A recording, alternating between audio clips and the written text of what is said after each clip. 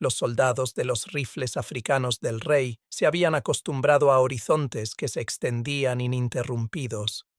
La luz de la sabana, largas crestas montañosas y la claridad seca del aire de África Oriental. Durante años, los rifles africanos del rey habían entrenado en estos vastos espacios, sus rutinas moldeadas por distancias que uno podía medir solo con la vista. Pero en los últimos meses de 1942, mientras los convoys se formaban en Mombasa y las órdenes fluían a través de los cuarteles generales coloniales, un paisaje diferente comenzó a tomar forma en sus imaginaciones. Birmania, un lugar descrito en tonos bajos por instructores que nunca lo habían visto, y por oficiales que regresaban y hablaban de bosques tan densos que la luz del día parecía desvanecerse en su interior. La guerra había reescrito las prioridades a través del Imperio Británico, y con el desastre en Malasia y la retirada de Birmania, la mano de obra se convirtió en la moneda de la supervivencia estratégica. El 14º Ejército de Slim necesitaba hombres que pudieran marchar largas distancias, cargar cargas pesadas y mantener la disciplina bajo condiciones duras. Las tropas africanas, durante mucho tiempo limitadas a deberes de vigilancia y funciones de apoyo, estaban siendo consideradas repentinamente para un frente nuevo y desconocido. Los oficiales de reclutamiento se dispersaron por Kenia, Uganda, Tanganica y Nyasalandia, hablando con jefes, interpretando políticas que cambiaban de distrito en distrito y reuniendo batallones donde 7 u 8 idiomas podían mezclarse en un solo terreno de desfile. La expansión llegó rápidamente. A finales de 1942, los depósitos de entrenamiento en Nanyuki, Nakuru y Jinja estaban abarrotados de recién llegados. Los veteranos de campañas anteriores se encontraron enseñando a reclutas que nunca habían sostenido un rifle Lee Enfield, mientras que suboficiales británicos y africanos intentaban convertir grupos variados en una fuerza cohesiva. La mayoría de los hombres asumían que estaban siendo preparados para operaciones más cercanas a casa. Pocos imaginaban que el océano, no la sabana, sería su próximo horizonte. Sin embargo, la decisión ya se había tomado en niveles superiores. Unidades africanas experimentadas reforzarían el frente India-Birmania.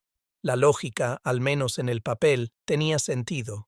Los KAR se habían ganado una reputación por resistencia, firmeza en largas marchas y capacidad para operar con un suministro mínimo. Lo que aún no habían enfrentado era una selva monzónica, un terreno que no seguía ninguna de las reglas que conocían. En reuniones en Delhi y Simla, los planificadores sopesaron estos factores contra las duras lecciones de 1942.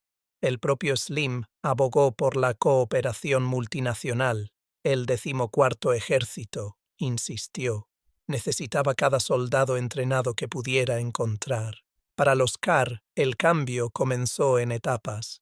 Primero llegó la instrucción intensificada, ascensos de colinas repetidos hasta que los pulmones ardían, ejercicios nocturnos donde los instructores ordenaban silencio completo y cursos de navegación a través de terreno más denso que cualquiera que hubieran visto. Los instructores enfatizaban que la selva castigaba los errores de manera diferente, la visibilidad se acortaba, el sonido se amplificaba y las patrullas podían desaparecer a pocos metros unas de otras. Los suboficiales africanos, centrales en la estructura de los KAR, se convirtieron en los intérpretes de este nuevo enfoque. Su autoridad creció mientras ayudaban a sus pelotones a adaptarse a ritmos desconocidos. Luego vinieron los cambios de equipo.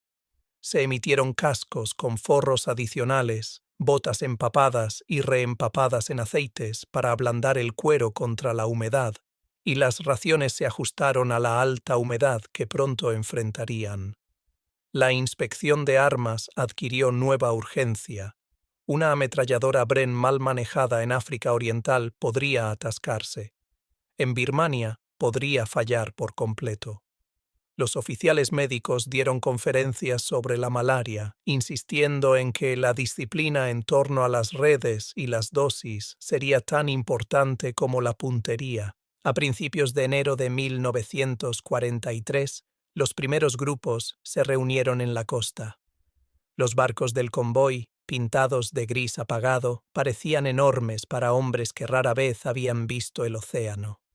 Mientras subían a bordo, el olor de la sal y el diésel reemplazó el aroma polvoriento de los terrenos de desfile. El viaje a través del Océano Índico duró días que se difuminaron entre sí. Filas de comedor, hamacas estrechas, el zumbido de los motores y una inquietud que nadie admitía del todo en voz alta.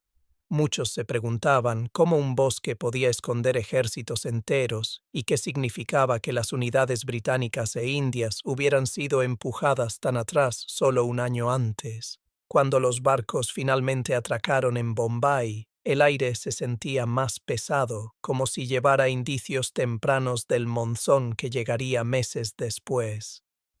Los trenes los llevaron hacia el norte a Dehradún y Chhindwara, donde esperaban nuevos instructores. Los terrenos de entrenamiento aquí estaban tallados en estribaciones y espesa maleza, y la primera marcha a través de estos bosques le dijo a cada soldado lo que los rumores no habían logrado transmitir. El aire estaba húmedo, el suelo blando bajo los pies, y los árboles se aglomeraban tan estrechamente que el cielo parecía reducido a una delgada franja de luz. Los días se establecieron en un ritmo implacable, instrucción al amanecer, limpieza de armas al anochecer y horas dedicadas a aprender cómo moverse a través del follaje sin hacer ruido. Para muchos de los hombres se sentía como reaprender a ser soldados desde el principio. Inspeccionaban hojas en busca de signos de movimiento reciente, escuchaban pequeñas interrupciones en el zumbido natural del bosque y aprendían la diferencia entre un camino y un rastro falso creado por un enemigo. Lentamente creció la confianza, no por ninguna idea de habilidad natural en la selva, sino por repetición disciplinada. Aún así, Birmania seguía siendo un lugar moldeado más por la imaginación que por la experiencia. Algunos soldados hablaban en voz baja de aldeas abandonadas después de un ataque repentino, otros de ríos que crecían de la noche a la mañana y arrastraban campamentos enteros. Las historias más persistentes describían patrullas que nunca regresaban, tragadas por el silencio del terreno. Los instructores descartaban tales cuentos, pero incluso ellos bajaban la voz a veces al describir la escala de la lucha hacia el este. A finales del invierno circularon órdenes de que el entrenamiento estaba completo. Las mochilas se aligeraron, se distribuyó munición y los batallones se reorganizaron en las estructuras de brigada más formales necesarias para las operaciones bajo el 15º Cuerpo. Cuando los CAR finalmente se prepararon para moverse hacia la frontera, una tensión se instaló sobre los campamentos, no exactamente miedo, sino la sensación de entrar en una historia cuyas primeras páginas habían sido escritas por otros. Y mientras sus transportes salían de los terrenos de entrenamiento, un último rumor resurgió entre las filas, que en Birmania los ejércitos no simplemente perdían batallas, desaparecían en el bosque.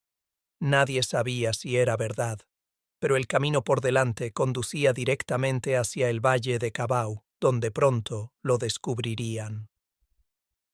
Desde la distancia, el valle de Cabau parecía casi gentil, amplio, verde y tranquilo bajo las crestas montañosas que formaban la puerta de entrada a Birmania.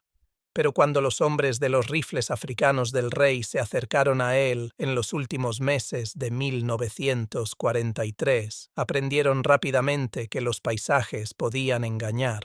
Lo que parecía abierto desde lejos se convirtió, paso a paso, en un laberinto de barro, follaje goteante y pistas estrechas donde cada sonido viajaba más lejos de lo esperado. Su viaje comenzó en Imphal y Dimapur, donde las áreas de concentración desbordaban con unidades reuniéndose para los próximos movimientos del 15º Cuerpo. Las tiendas se erguían en filas a través de claros embarrados, y el olor del queroseno se mezclaba con fogatas de cocina y los químicos agudos de los depósitos médicos. Las redes contra la malaria se volvieron tan esenciales como los cascos. Los oficiales repetían advertencias de que un soldado que ignorara su red corría el riesgo de estar fuera de acción mucho antes de encontrarse con el enemigo. Cada batallón que llegaba de los centros de entrenamiento de la India recibía dosis frescas de antipalúdicos y los oficiales médicos caminaban por las filas al anochecer para asegurarse de que las redes estuvieran atadas correctamente. Fue aquí donde los hombres conocieron el ritmo logístico que definía el frente birmano. Líneas de mulas arrastraban municiones, raciones enlatadas y repuestos de ametralladoras. Los porteadores llevaban equipo demasiado delicado para los animales o demasiado incómodo para los vehículos. La lluvia convertía la tierra en arcilla y los vagones se hundían hasta el eje en minutos después de un aguacero pasajero. Para moverse en absoluto requería cooperación entre soldados, cuidadores de animales e ingenieros, una dependencia mutua que se sentía muy alejada de las maniobras abiertas que los KAR habían practicado en casa. Sus primeras patrullas en el valle de Cabau llevaron esta nueva realidad a un enfoque más nítido. El bosque absorbía el sonido de manera extraña. Un paso resonaba como un disparo de rifle, mientras que el susurro de las hojas arriba escondía el movimiento de patrullas enteras. La visibilidad caía a solo unos pocos metros. Los caminos se convirtieron en cintas resbaladizas de barro y los hombres aprendieron a probar cada apoyo antes de poner su peso.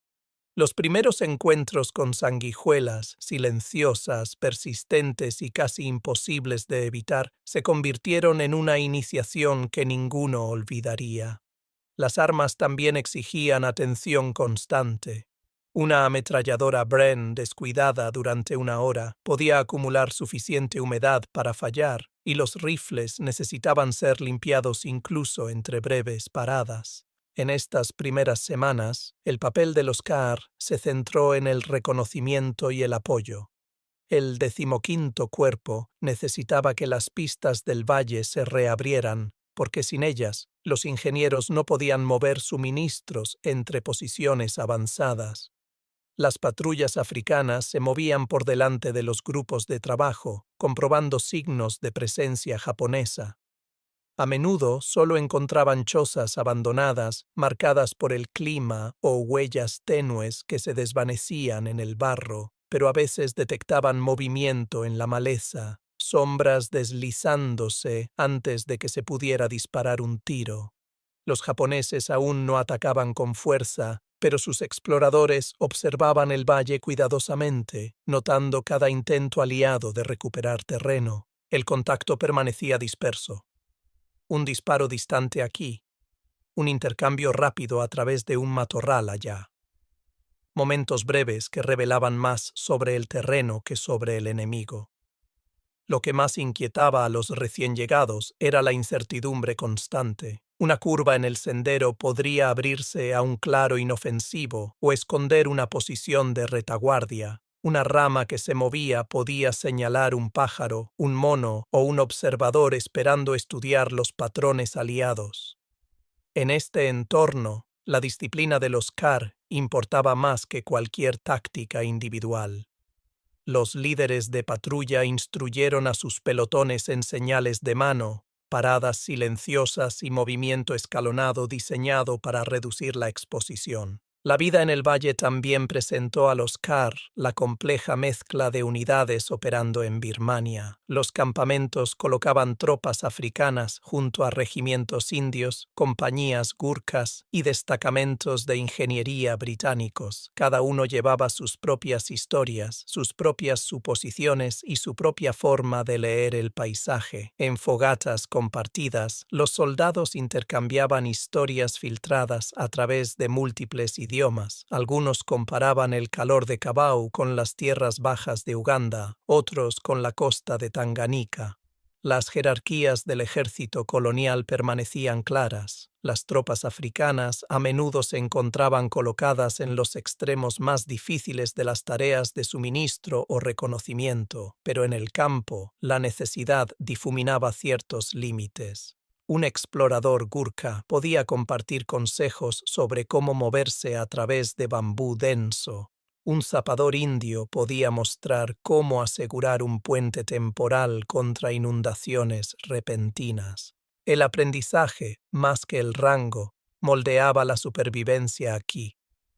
El paisaje mismo exigía adaptación constante. Las fuentes de agua tenían que ser tratadas cuidadosamente, porque las infecciones se propagaban más rápido que los rumores en el aire húmedo. Hacer fuego se convirtió en un arte cuando todo alrededor parecía demasiado húmedo para arder.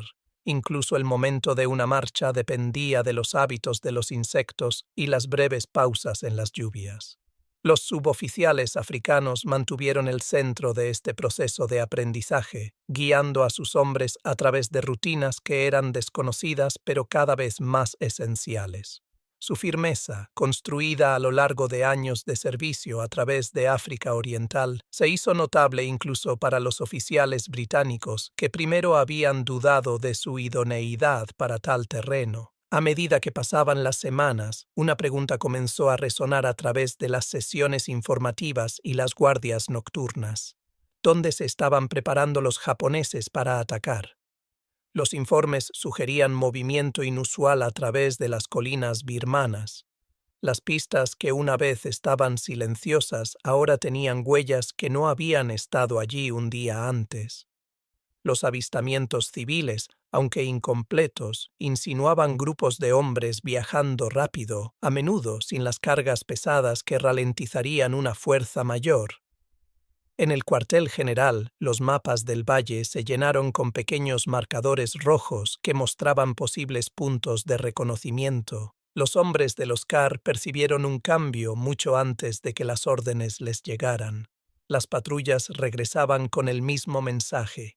Algo en el silencio del valle había cambiado. Los animales se movían de manera diferente, los pájaros se callaban a horas extrañas, y los senderos que una vez se sentían abandonados ahora llevaban los signos tenues de paso reciente. Los oficiales instaban a la precaución, enfatizando la necesidad de ahorrar fuerzas, municiones y nervios. A principios de febrero de 1944, el valle ya no se sentía como un lugar simplemente para ser aprendido. Se sentía como un lugar a punto de estallar. Los japoneses habían retrasado su impulso principal durante meses, pero ahora circulaban susurros de que se estaba formando una gran ofensiva. Para los CAR, estos primeros meses en Birmania habían sido una serie de lecciones exigentes. La siguiente fase probaría no solo lo que habían aprendido, sino cuánto tiempo podrían mantener bajo presión. Y más allá del valle, más profundo en las colinas, las fuerzas ya se estaban moviendo hacia Imphal, preparando una campaña que atraería a cada unidad, incluidos los CAR, a una lucha que ninguno de ellos podía imaginar completamente todavía. Para cuando llegó febrero de 1944, el valle de Cabau ya no se sentía meramente inquieto, se sentía tenso, como si el bosque mismo estuviera conteniendo la respiración. Los informes de los exploradores avanzados se volvieron más agudos en tono. Las pistas que una vez habían mostrado conjuntos individuales de huellas ahora revelaban múltiples rutas uniéndose hacia las colinas. Los fuegos vistos de noche aparecían y desaparecían rápidamente, como si se encendieran solo el tiempo suficiente para señalar movimiento hacia adelante. Los rumores que habían circulado por los campamentos se endurecieron en una sola verdad. Los japoneses se estaban preparando para atacar hacia Imphal. Cuando comenzó la ofensiva U-Go, no llegó con movimiento arrollador o formaciones masivas. En cambio, se infiltró en las líneas aliadas a través de brechas que parecían demasiado pequeñas para importar. Las unidades estacionadas a lo largo de los accesos a Imphal sintieron la presión primero. contactos que probaban los bordes de sus posiciones, ráfagas repentinas de fuego por la mañana temprano, patrullas que desaparecían más rápido de lo que aparecían. Para los rifles africanos del rey, colocados para apoyar al 15º cuerpo en sus flancos extendidos, la ofensiva cambió sus tareas de la noche a la mañana. Lo que había sido reconocimiento se convirtió en vigilancia. Lo que habían sido pequeñas acciones de limpieza se convirtieron en la defensa de rutas de suministro, y Slim sabía que no se les podía permitir fallar. El primer desafío inmediato estuvo en los ríos. El Chindwin, amplio y cambiante, formaba tanto una ruta como un obstáculo. Sus transbordadores, balsas y cruces improvisados se convirtieron en líneas vitales para unidades que se retiraban a terreno más defendible o movían suministros hacia el frente. Los destacamentos de los CAR fueron asignados para vigilar estos puntos, una tarea que exigía vigilancia constante. Las riberas del río a menudo estaban tranquilas, su calma rota solo por el chapoteo del agua contra el bambú o el grito distante de los pájaros. Pero la tranquilidad nunca se sentía segura. Los exploradores japoneses probaban los cruces, a veces abriendo fuego desde posiciones escondidas en los juncos, otras veces simplemente anotando los patrones aliados para sus comandantes. Cuando las lluvias intensas comenzaron antes de lo esperado, la situación empeoró. El río creciente tragó los muelles temporales de bambú que los ingenieros habían construido solo semanas antes, obligando a los CAR a ayudar a reconstruirlos bajo presión. Trabajando con zapadores, arrastraban madera, aseguraban balsas contra corrientes y guiaban mulas sobre plataformas que se movían inquietamente bajo el peso. Un solo paso en falso podía enviar un animal y su carga de municiones al agua turbulenta. Sin embargo, el trabajo tenía que continuar. Cada retraso arriesgaba a aislar una compañía avanzada o privar a una línea de cañones de suministros esenciales. Más allá de los ríos, los CAR emprendieron patrullas de largo alcance que se adentraban profundamente en el bosque buscando signos del avance japonés. Estas misiones probaban la resistencia más que cualquier tiroteo. El suelo del bosque se convirtió en una estera empapada bajo los primeros golpes del monzón, cada paso tirando de las botas hasta que las piernas de cada hombre se sentían pesadas con arcilla. Las sanguijuelas se aferraban a tobillos y muñecas. Los mosquitos pululaban al anochecer y al amanecer cuando el calor se sentía más sofocante. Aún así, las patrullas se movían, comprobando barrancos donde los sonidos resonaban de maneras extrañas, mapeando claros apenas lo suficientemente grandes para que un pelotón pasara. Fue durante estos movimientos que la importancia de los suboficiales africanos se hizo más visible. Su firmeza ancló las patrullas cuando el agotamiento nublaba el juicio. Mantenían el espaciamiento apretado pero flexible, recordaban a los hombres comprobar sus armas constantemente y gestionaban las raciones con disciplina que desafiaba la humedad pesada. La inteligencia reunida de sus patrullas fluía hacia el cuartel general de la brigada, moldeando decisiones muy por encima de su rango, dónde reforzar un flanco, dónde adelgazar una línea, dónde una columna japonesa podría deslizarse si no se vigilaba. A medida que aumentaba la presión japonesa, las líneas de comunicación se convirtieron en el verdadero frente. La estrategia de Slim se basaba en atraer al enemigo a una batalla desgastante, desgastándolo al obligarlo a sobreextenderse. Pero esto requería que cada pista de mulas, cada sendero y cada cruce de río que alimentaba el frente permaneciera abierto.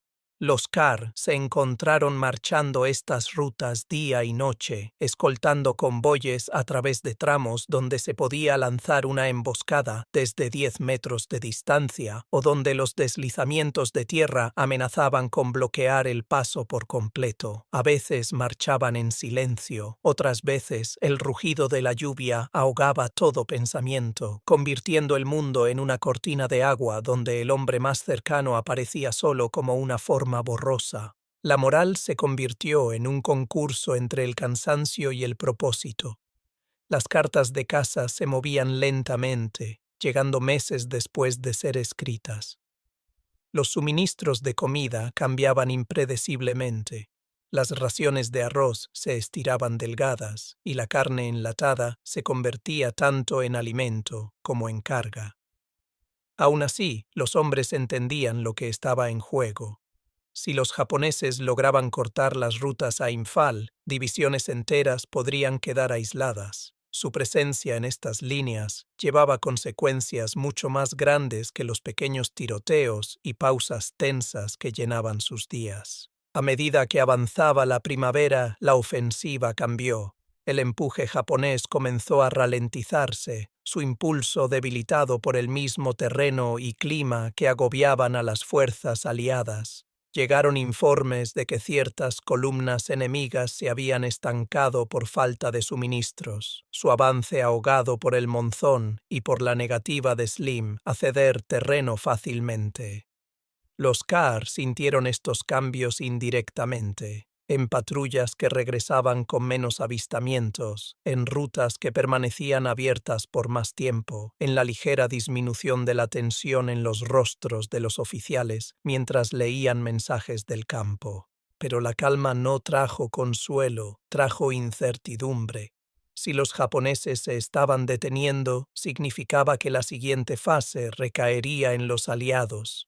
Los hombres oyeron conversaciones en voz baja sobre un contraataque, planes para moverse a través del Chindwin, para empujar más profundamente en Birmania, para recuperar territorio que había definido los primeros desastres de la guerra. ¿Qué papel podrían jugar los Carr en este cambio? Aún no estaba claro, pero cada hombre percibía que las semanas por delante los convertirían de defensores de frágiles líneas de suministro en parte de un avance mucho mayor. Por ahora mantenían sus posiciones, observando el bosque en busca de movimiento, vigilando cruces que subían y bajaban con el agua cambiante. Y cuando las lluvias se calmaron y los niveles del río se estabilizaron, se corrió la voz de que se estaban escribiendo órdenes que los llevarían más allá del Chindwin, a tierras donde la lucha cambiaría de forma una vez más.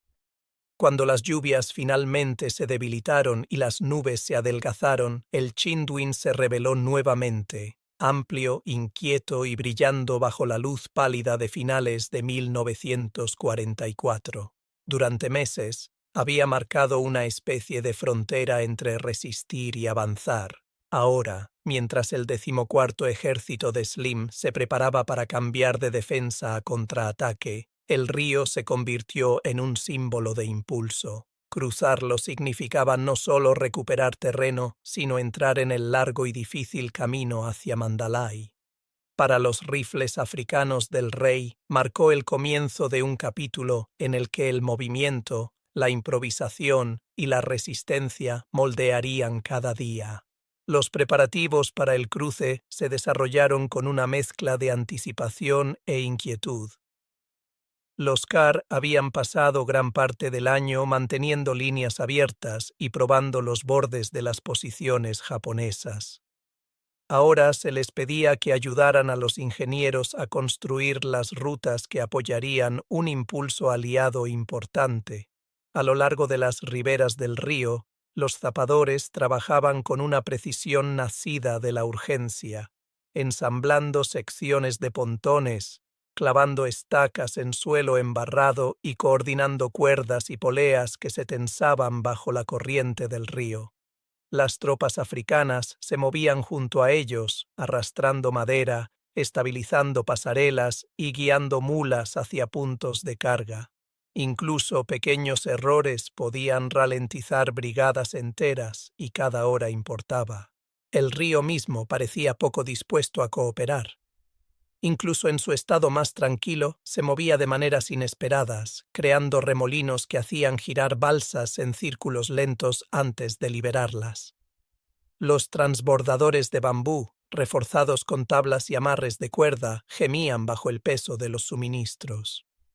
Los Carr aprendieron a leer el estado de ánimo del río, cuándo lanzar, cuándo esperar cuándo ajustar las piedras de anclaje colocadas río arriba para contrarrestar una corriente creciente. También aprendieron precaución. Un tramo tranquilo de agua podía esconder escombros sumergidos del monzón, capaces de rasgar una balsa antes de que alguien se diera cuenta del peligro. Una vez cruzado, el bosque esperaba.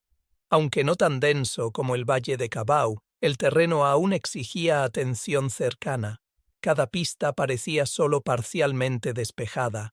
Cada barranco requería las habilidades de navegación que se les habían inculcado meses antes en la India.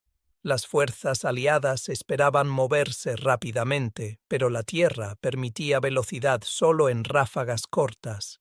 Las tareas iniciales de los CAR se centraron en operaciones de limpieza, explorar chozas abandonadas, comprobar líneas de árboles en busca de observadores y asegurarse de que no quedaran pequeños destacamentos japoneses atrás para atacar líneas de suministro. La mayoría de los encuentros fueron breves, una figura desapareciendo en la maleza, un susurro que podría haber sido un animal o un explorador. Sin embargo, cada momento llevaba el peso de la incertidumbre, porque los japoneses rara vez revelaban su presencia hasta que pretendían atacar. Las raciones adquirieron una nueva importancia durante el avance. El enfoque de Slim en la movilidad significaba llevar solo lo esencial. Las cargas de mulas fueron reorganizadas con estricta disciplina. Municiones y suministros médicos primero, raciones enlatadas después, pertenencias personales reducidas al mínimo desnudo. Las tropas africanas se adaptaron rápidamente, descubriendo cómo empacar el equipo para que el peso se equilibrara uniformemente en marchas largas. En refugios simples a lo largo de la ruta, el bambú se convirtió en una herramienta universal. Cortado en postes, dividido en esteras, tejido en estructuras que protegían del aire húmedo de la noche. La improvisación se convirtió en un compañero silencioso de cada paso del avance. Cuanto más profunda se movía la fuerza aliada, más compleja se volvía la coordinación.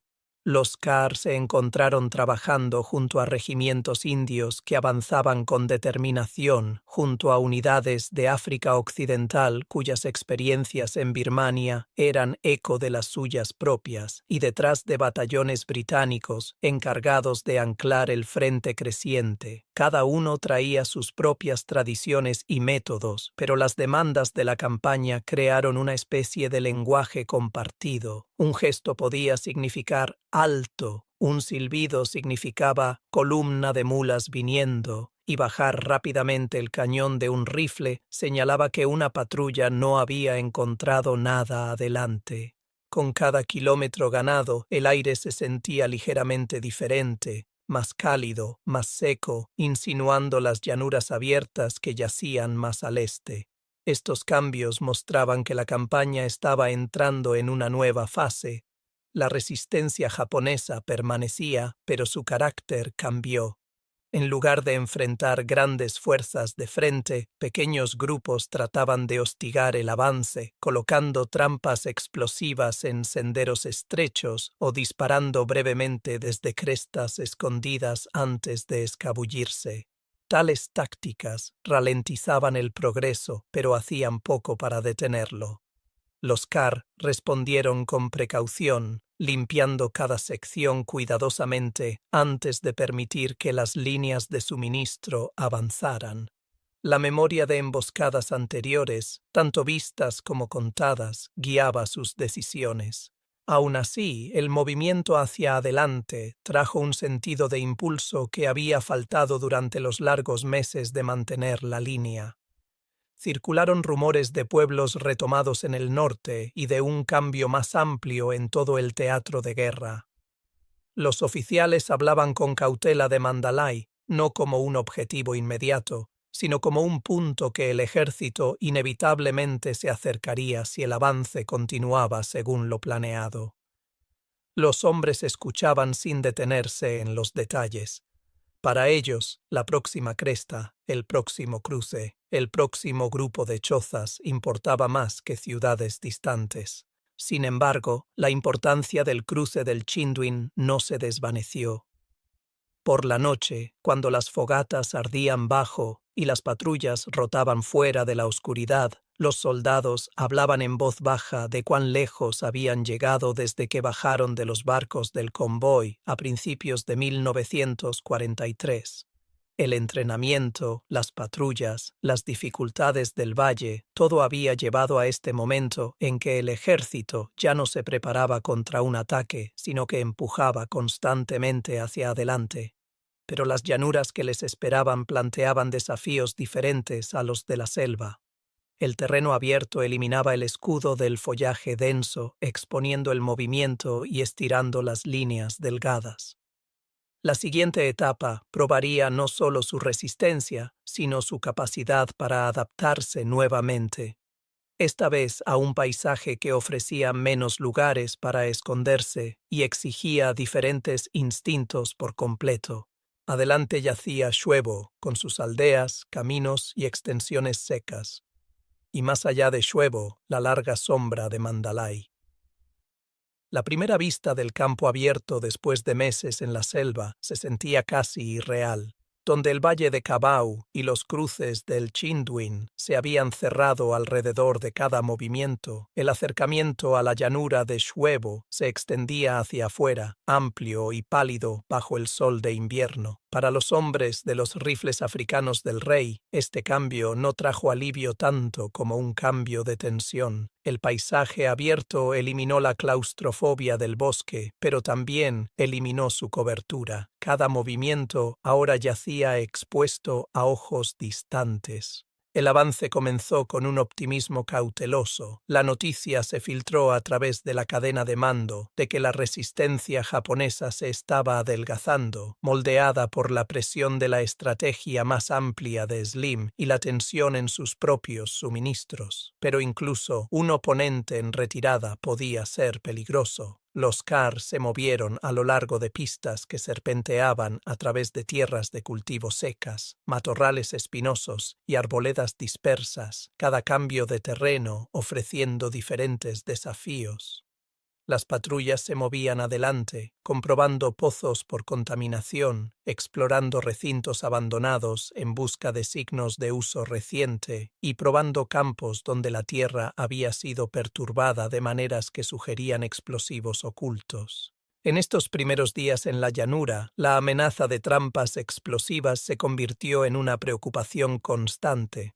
Algunas eran rudimentarias, granadas conectadas a puertas o placas de presión escondidas bajo hojas secas. Otras eran más cuidadosas, colocadas en lugares donde las tropas en avance podrían naturalmente hacer una pausa.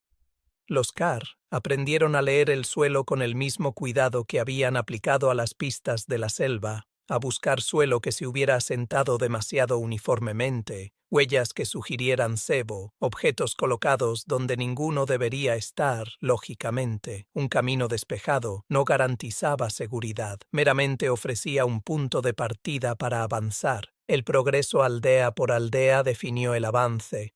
Algunos asentamientos parecían vacíos, sus habitantes habiendo huido semanas antes por temor a quedar atrapados entre dos ejércitos.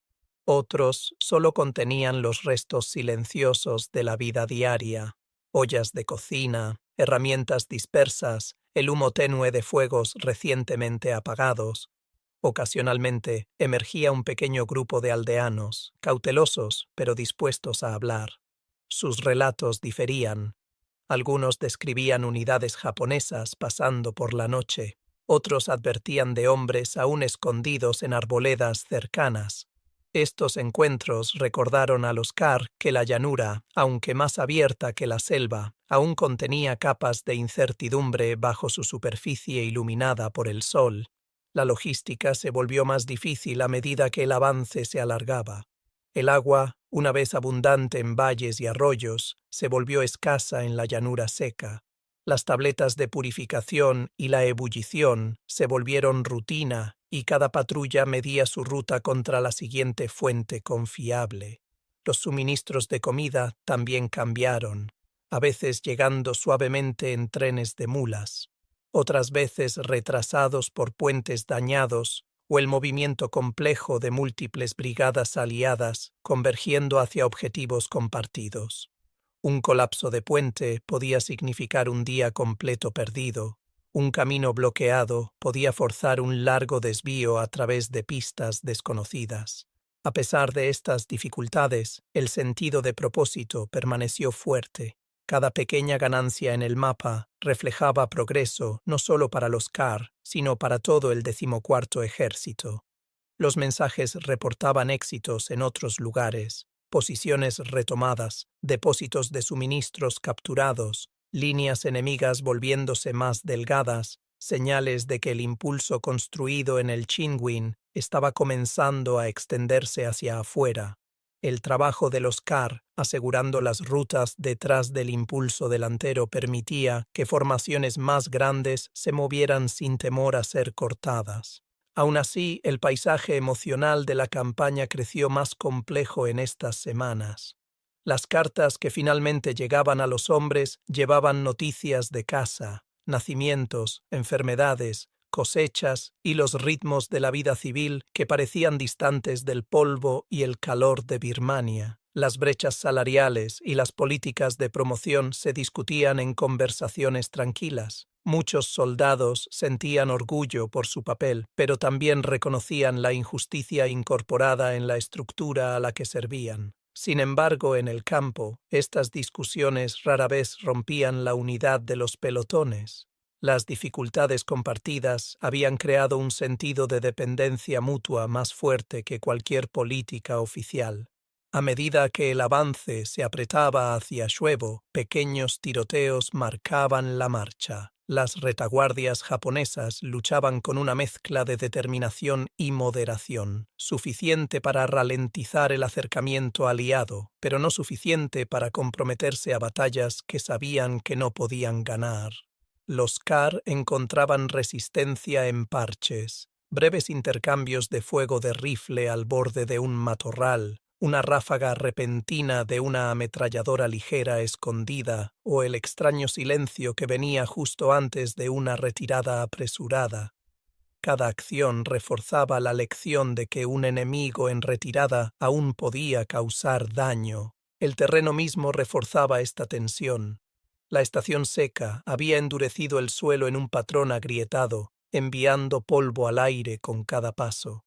El calor parpadeaba sobre la llanura al mediodía, y el horizonte oscilaba de maneras que hacían difícil juzgar la distancia. El movimiento se sentía más simple que en la selva. Sin embargo, el terreno abierto aumentaba la fatiga. Lo que los hombres llevaban en sus espaldas parecía más pesado. Lo que les faltaba se sentía más importante. Sin embargo, el avance continuó. Los informes de unidades avanzadas mostraron que los alrededores de Shuevo se estaban acercando y que los japoneses habían comenzado a retirarse hacia posiciones más fuertes cerca de Mandalay. Los aliados no esperaban una marcha fácil, pero el cuadro estratégico era más claro ahora. La campaña estaba girando decisivamente. Cada paso a través de la llanura reforzaba ese cambio. Mientras las fogatas parpadeaban la noche antes del siguiente impulso, una comprensión silenciosa se instaló sobre las filas. Se estaban moviendo hacia una de las ciudades más importantes de Birmania, un lugar cuyo nombre había resonado a través de meses de sesiones informativas y rumores. Mandalay. Ya fuera que participaran o no en su asalto directo, no importaba tanto como lo que significaba acercarse. El largo arco de la campaña se estaba doblando hacia un clímax. Pero para llegar a ese punto, el ejército necesitaría presionar más profundamente en territorio donde los japoneses, aunque tensos, aún tenían el poder de atacar con fuerza. Las próximas semanas probarían a los Kahr nuevamente, no a través de cercos o emboscadas en la selva, sino a través de las demandas constantes de la persecución, donde la resistencia y la precaución tenían que vivir lado a lado. El horizonte por delante prometía progreso, pero también prometía nuevas incertidumbres. Para febrero de 1945, el avance al norte de Mandalay ya no se sentía como el progreso anterior y cuidadoso del valle o la llanura. Se había convertido en una persecución, larga, agotadora e impredecible.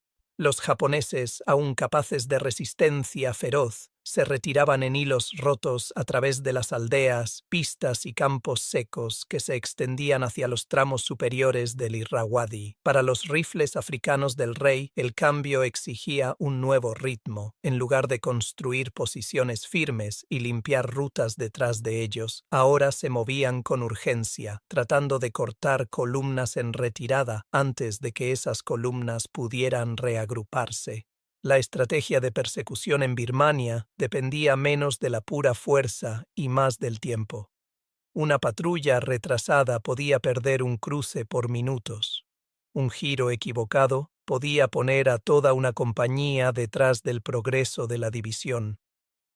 Los CAR se encontraron operando en grupos pequeños y flexibles, a veces no más de un pelotón encargado de alcanzar una unión antes de que el enemigo se deslizara por ella. El terreno, aunque más abierto que la selva, ofrecía sus propios problemas. Los lechos de ríos secos se volvían engañosos, suaves bajo los pies en lugares donde parecían sólidos. Los matorrales escondían caídas repentinas. Las nubes de polvo levantadas por el movimiento delataban patrullas a menos que avanzaran con cuidado. El reconocimiento se convirtió en la columna vertebral de cada acción. Cada mañana comenzaba con informes de exploradores que se habían movido bajo la cobertura de la oscuridad, escuchando el raspado distante del equipo o observando los contornos de figuras cruzando el horizonte.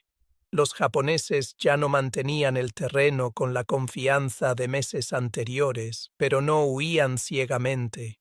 Muchos se retiraban en etapas cuidadosas, dejando pequeños destacamentos atrás para atacar fuerzas en persecución o para atraerlas a rutas hechas peligrosas por trampas explosivas.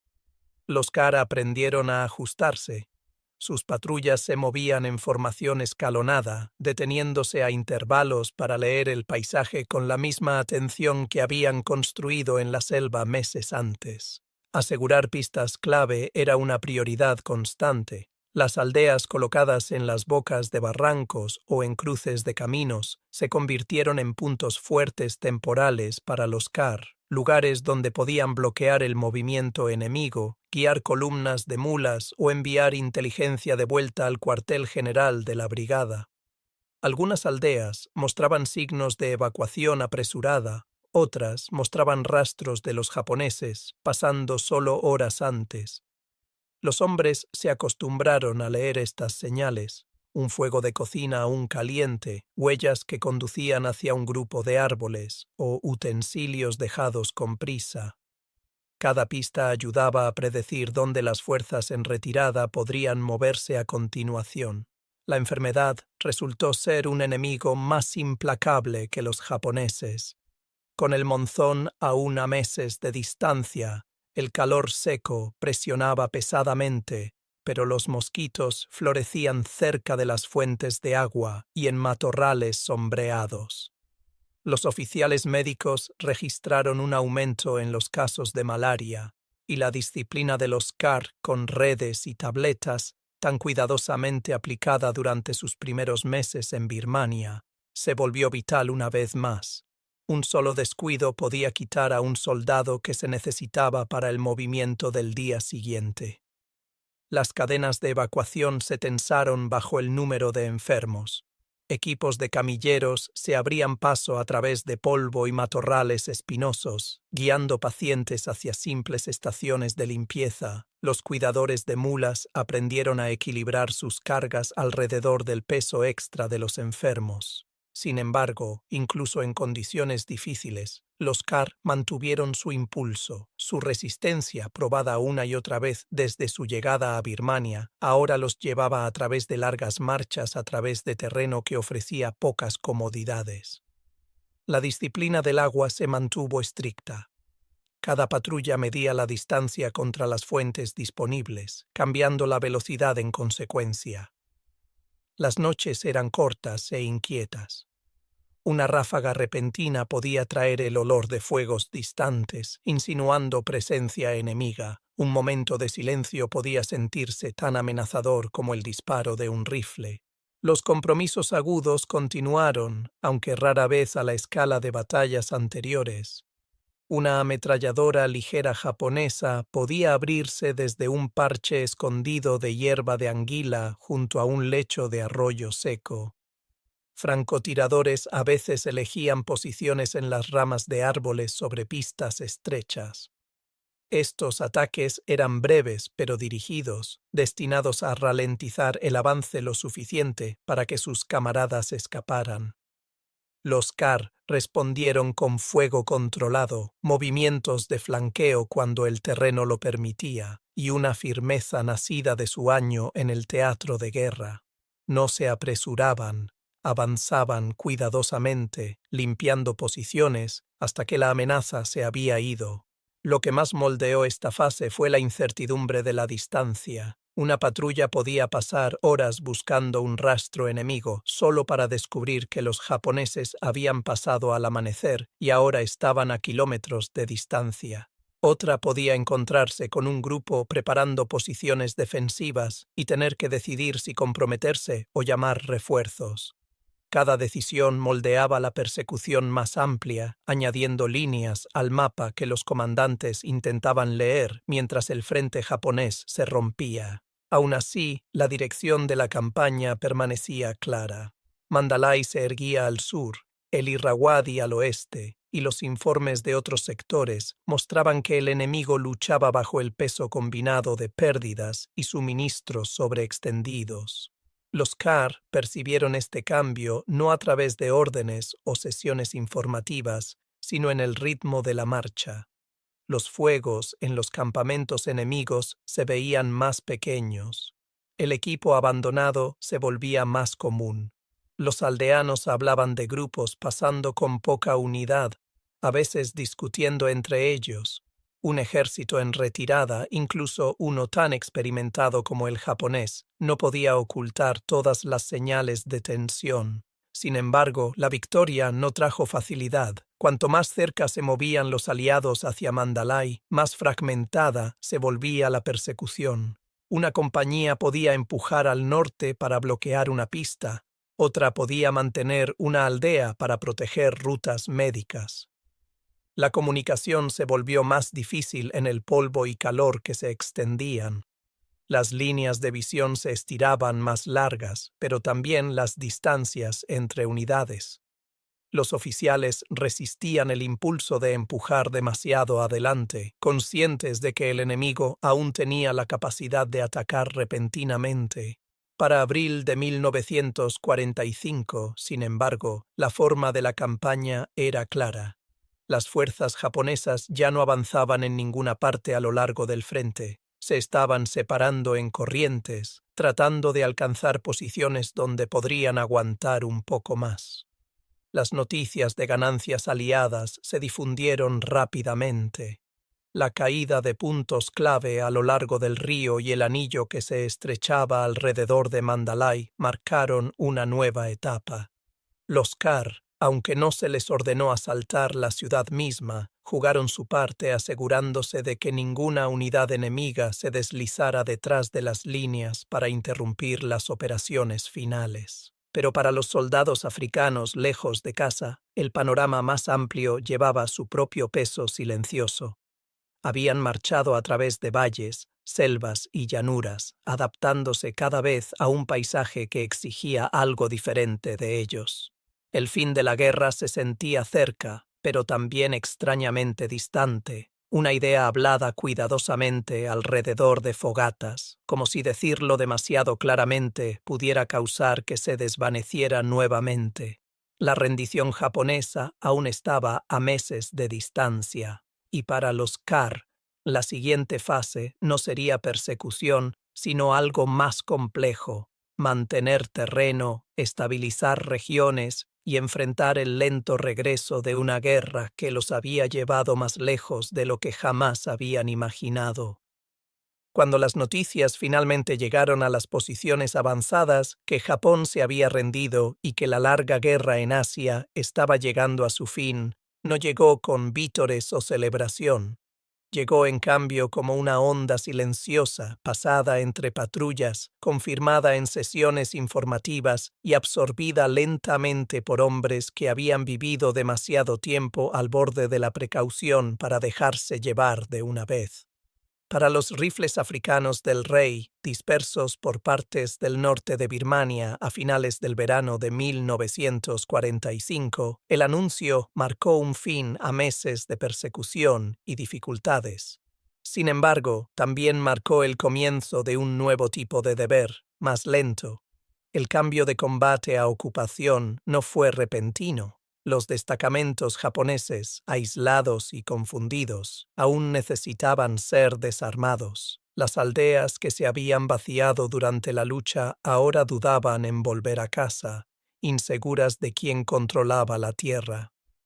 Las compañías de los CAR se encontraron responsables de calmar estas áreas, vigilando almacenes de suministros, escoltando equipos médicos y previniendo el robo o mal uso de materiales dejados atrás por ejércitos en retirada.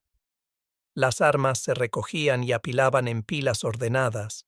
Las municiones se registraban con la paciencia cuidadosa de soldados que entendían los riesgos de la negligencia. No todas las tareas eran simples. Algunos soldados japoneses se rindieron rápidamente, depositando rifles que habían sido llevados a través de selvas y llanuras lejos de casa. Otros aparecieron solo después de días de negociación, saliendo de los árboles con expresiones moldeadas por el agotamiento más que por el desafío. Unos pocos se negaron por completo, deslizándose más profundamente en las colinas en lugar de aceptar el cautiverio. Para los CAR, estos encuentros no llevaban ningún sentido de triunfo. Los hombres habían visto suficiente de la batalla para saber que incluso la rendición podía ser peligrosa y se acercaban a cada situación con el profesionalismo constante que había marcado su servicio desde su primera entrada en Birmania. La desmovilización, sin embargo, resultó ser mucho más complicada que el desarme. Los cuellos de botella de transporte se extendieron desde Rangún hasta Calcuta y desde allí a las rutas de navegación que conducían de vuelta a través del Océano Índico. Miles de soldados aliados necesitaban volver a casa y las unidades africanas a menudo se encontraban colocadas más abajo en las listas que formaciones más grandes o comandos superiores.